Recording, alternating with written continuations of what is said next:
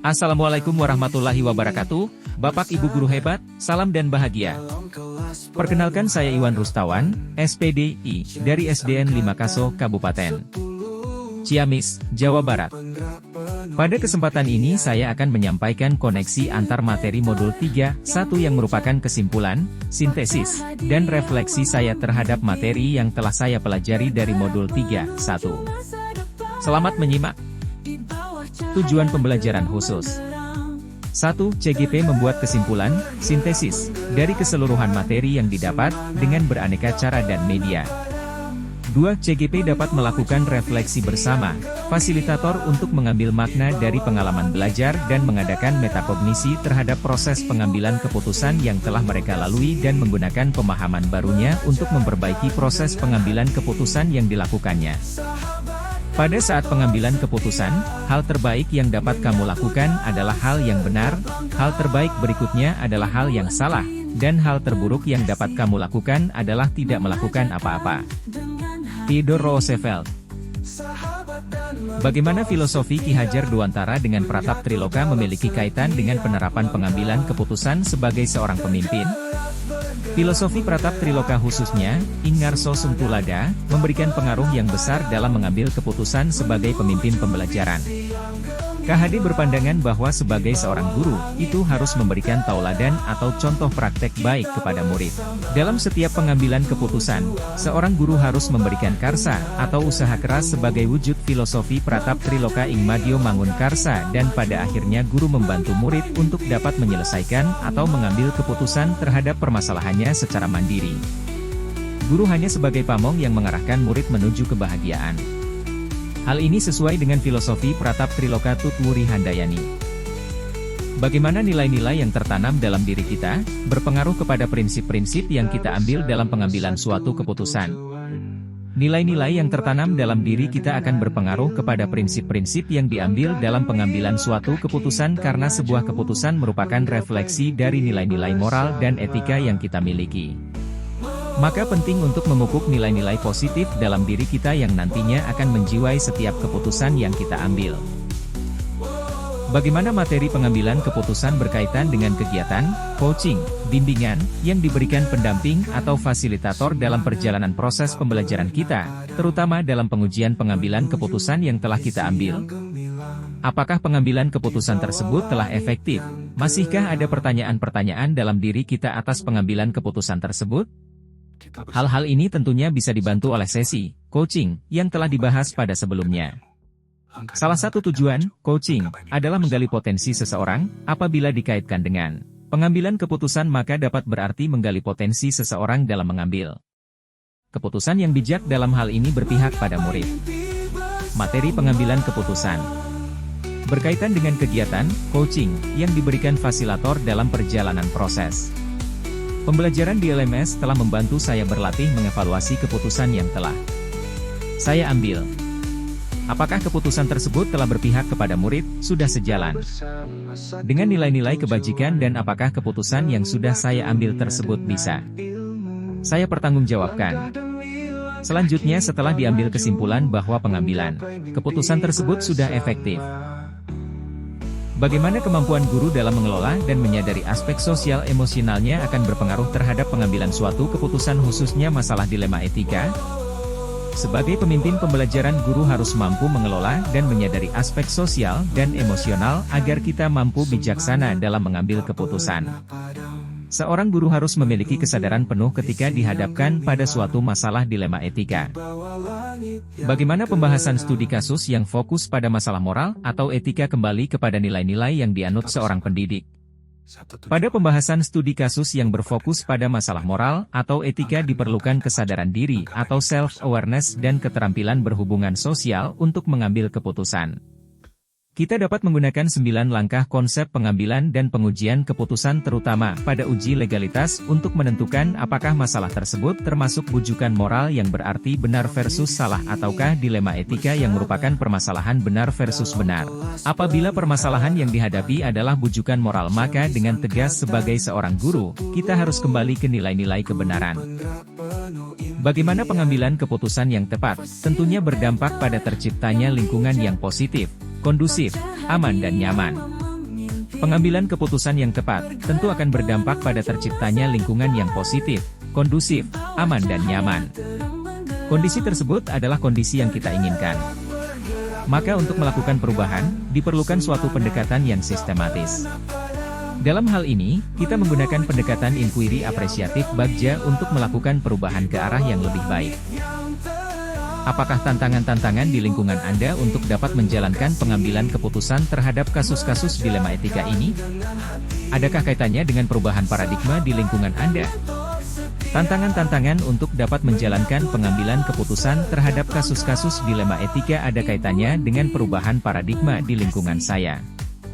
Adapun tantangan yang dihadapi yaitu ada pada paradigma yang dipilih saat mengambil keputusan kasus dilema etika, karena ini berkaitan dengan nilai-nilai kebajikan yang dianutnya serta budaya sekolah yang telah dilakukan bertahun-tahun. Sering dijumpai pertentangan pemilihan paradigma dilema etika karena adanya perbedaan nilai-nilai kebajikan yang dianut.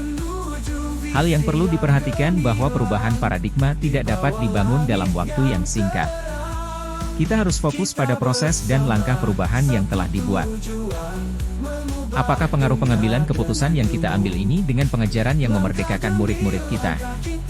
Bagaimana kita memutuskan pembelajaran yang tepat untuk potensi murid kita yang berbeda-beda? Menurut pandangan saya, pengaruh dari pengambilan keputusan yang kita ambil dengan pengajaran yang memerdekakan murid-murid kita adalah tergantung pada keputusan seperti apa yang diambil.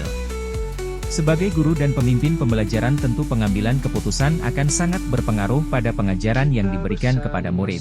Jika keputusan yang diambil sudah berpihak kepada murid, seperti keputusan membuat pengajaran yang berdiferensiasi di mana kebutuhan murid akan dapat terakomodasi secara keseluruhan, atau ketika guru mengambil keputusan untuk menggunakan metode pembelajaran yang asyik dan menyenangkan berarti kita telah memerdekakan murid dengan membahagiakan murid melalui pembelajaran yang menyenangkan. Adapun untuk memutuskan pembelajaran yang tepat untuk potensi murid yang berbeda-beda adalah dengan memutuskan membuat pengajaran yang mempertimbangkan keberagaman murid baik dari aspek sosial dan emosional murid sehingga mampu memerdekakan murid kita baik ranah kognitif, afektif maupun psikomotoriknya. Apakah pengaruh pengambilan keputusan yang kita ambil ini dengan pengajaran yang memerdekakan murid-murid kita? Bagaimana kita memutuskan pembelajaran yang tepat untuk potensi murid kita yang berbeda-beda? Bagaimana seorang pemimpin pembelajaran dalam mengambil keputusan dapat mempengaruhi kehidupan atau masa depan murid-muridnya? Seorang guru atau pemimpin pembelajaran yang melakukan pengambilan keputusan yang berpihak kepada murid serta memperhatikan 4 paradigma, 3 prinsip, dan 9 langkah pengambilan dan pengujian keputusan tentu akan dapat mempengaruhi kehidupan atau masa depan murid-muridnya. Dengan melakukan keputusan yang berpihak dan memerdekakan murid maka mereka akan belajar untuk mengambil keputusannya sendiri terkait masa depan mereka sendiri. Mereka akan tumbuh menjadi individu yang percaya diri, mampu menggali potensi dan kekuatan dirinya. Apakah kesimpulan akhir yang dapat Anda tarik dari pembelajaran modul materi ini dan keterkaitannya dengan modul-modul sebelumnya? Seorang pemimpin pembelajaran harus memahami karakteristik muridnya baik dari sisi sosial maupun emosionalnya, pembelajaran berdiferensiasi, pembelajaran sosial emosional. Seorang pendidik harus memahami peran dan prinsip seorang guru berdasarkan filosofi KHD. Seorang pendidik harus memiliki keterampilan dalam membangun potensi seseorang, coaching. Seorang pendidik harus mampu mengambil keputusan yang bijaksana agar tercipta budaya positif di sekolah demi terwujudnya visi sekolah yang berpihak pada murid yang berisi profil pelajar Pancasila. Sejauh mana pemahaman Anda tentang konsep-konsep yang telah Anda pelajari di modul ini, yaitu, dilema etika dan bujukan moral, 4 paradigma pengambilan keputusan, 3 prinsip pengambilan keputusan, dan 9 langkah pengambilan dan pengujian keputusan. Adakah hal-hal yang menurut Anda di luar dugaan? Pemahaman saya tentang modul 3.1 adalah tentang pengambilan keputusan sebagai seorang pemimpin pembelajaran yang berisikan penerapan 4 paradigma, 3 prinsip, dan 9 langkah pengujian dan pengambilan keputusan. Di dalam modul ini kita diajarkan bagaimana mengidentifikasi dan memecahkan kasus dilema etika dan bujukan moral. Hal yang di luar dugaan adalah ketika kita harus bertanya kepada diri sendiri terkait penyelesaian yang kreatif dan tidak terpikirkan sebelumnya yang bisa muncul di tengah-tengah kebingungan menyelesaikan masalah. Sebelum mempelajari modul ini, pernahkah Anda menerapkan pengambilan keputusan sebagai pemimpin dalam situasi moral dilema? Bila mana pernah, apa bedanya dengan apa yang Anda pelajari di modul ini?